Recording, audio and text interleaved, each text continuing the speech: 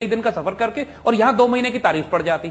लोग तो तंग आ गए, सच्ची बात है। और जब 1995 वगैरह के आसपास में आपको याद होगा कि पहली मर्तबा सवातियों ने, सूफी मोहम्मद ने उस वक्त अपराइजिंग लीड की थी कि हमें वही पुराना शरीयत का निजाम दे दो जिस पर हमारे बाप दादा खुश रहते थे। उस वक्त तो कोई 9/11 नहीं था, कोई तालिबान नहीं थे, कोई अमेरिकन ऑक्यूपेशन ऑफ अफगानिस्तान नहीं 70 से पहले निजाम शरीयत मोहम्मदी नाफिज थी बेसिकली, या अदल का कोई अलग सिस्टम? देखिए, निजाम अदल जो नाफिज था सवात में, उसको नाम शरीयत मोहम्मदी नहीं था, लेकिन वो शरीयत के तहत फैसला होता था, काजी कोर्ट्स का सिलसिला था, काजी नाफिज थे वहां। ठीक है।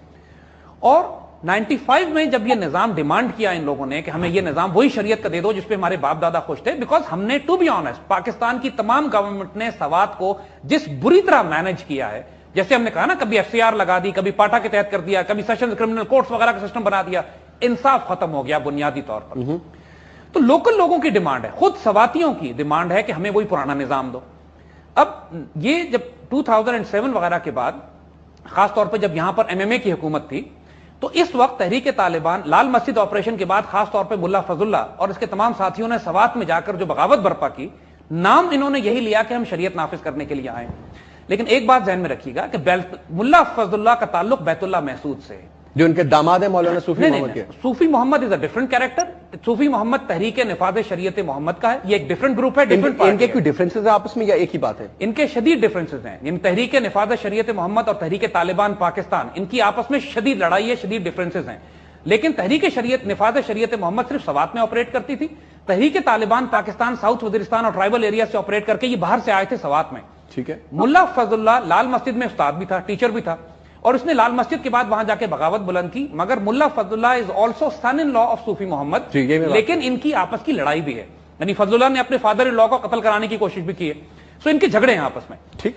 अच्छा, नाउ तहरीक तालिबान सवात या तहरीक तालिबान पाकिस्तान, जो बैतुल्लाह महसूद और मुल्ला फजुल्ला के ग्रुप है, मैं बिल्कुल वाज़ेह कर दूं कि ये बदतरीन दहशतगर्द लोग हैं। दे आर नॉट किसी सूरत में ना मुजाहिद हैं ना इस्लामिस्ट हैं, ये सिर्फ शरीयत का नाम इस्तेमाल करके मुल्क और कौम के खिलाफ एक बगावत बर्पा किए हुए। इनकी सारा वेपन, सारी इक्विपमेंट, सारा पैसा, एक एक क्लैशनकोफ की गोली अफगानिस्तान से आती है, जो ये इस्तेमाल करते हैं रियासत के। और अफगानिस्तान में कौन एड कर रहा है? अफगानिस्तान में इनको इंडियंस और अफगान एलिमेंट, सीआईए के एसेट्स इनको सपोर्ट कर रहे हैं। ये कंफर्म बात है, इसमें कोई आर्गुमेंट नहीं है। नाउ, जब तहरीक तालिबान सवात में दाखिल हुए और उन्होंने बगावत शुरू की यहां पे, अब एक बात जहन में रखिएगा, Swat is a built up area, यहां की शहरी आबादी है, बिल्कुल जिस तरह इस्लामाबाद पिंडी के मोहल्ले होते हैं। ठीक है।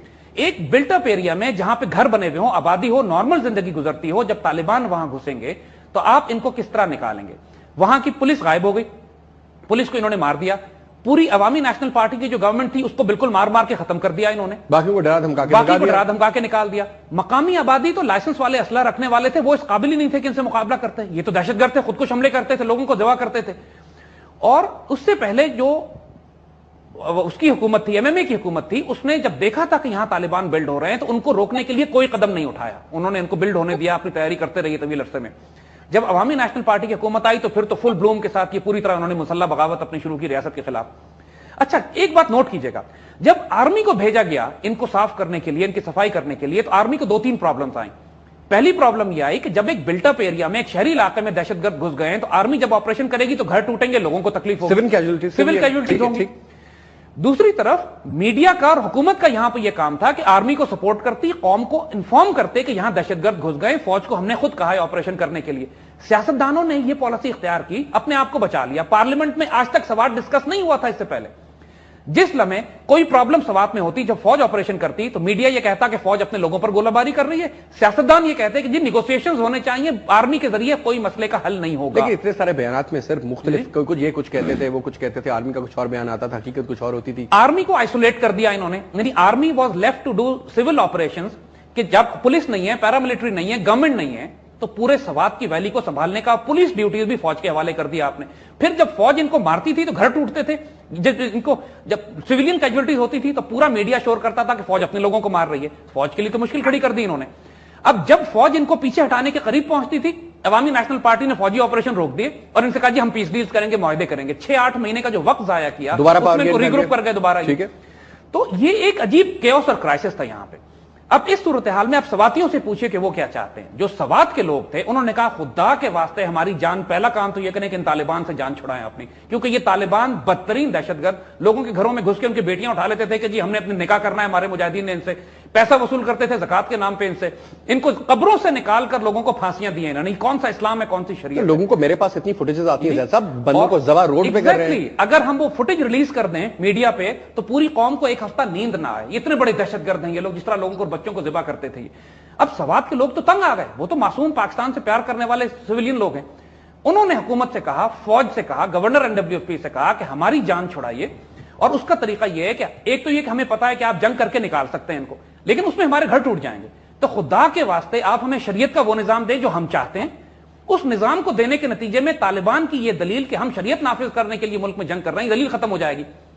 और एमपी के साहब ने भी हमें कल ही बात बताई। अब ये देखिए जो गैर मामूली बात हुई है कि अवामी नेशनल पार्टी जो सेकुलर मार्क्सिस्ट लिबरल पार्टी समझी जाती है, अल्लाह ने उससे शरीयत का निजाम नाफिज करवाया। गवर्नर एनडब्ल्यूएफपी ने ओके किया, अवामी नेशनल पार्टी ने अप्रूव किया, मकामी सारी आबादी, the local population wanted this शरीयत का सिस्टम जिसमें ये कई 100 साल से रह रहे थे। अच्छा, अभी यहां पे सर क्योंकि एक ब्रेक का इशारा हुआ, ब्रेक लेंगे, लेकिन थोड़ा सा एक्सप्लेन करेंगे शरीयत है क्या? जी, मैं क्या तालिबान की शरीयत का कोई और कॉन्सेप्ट है?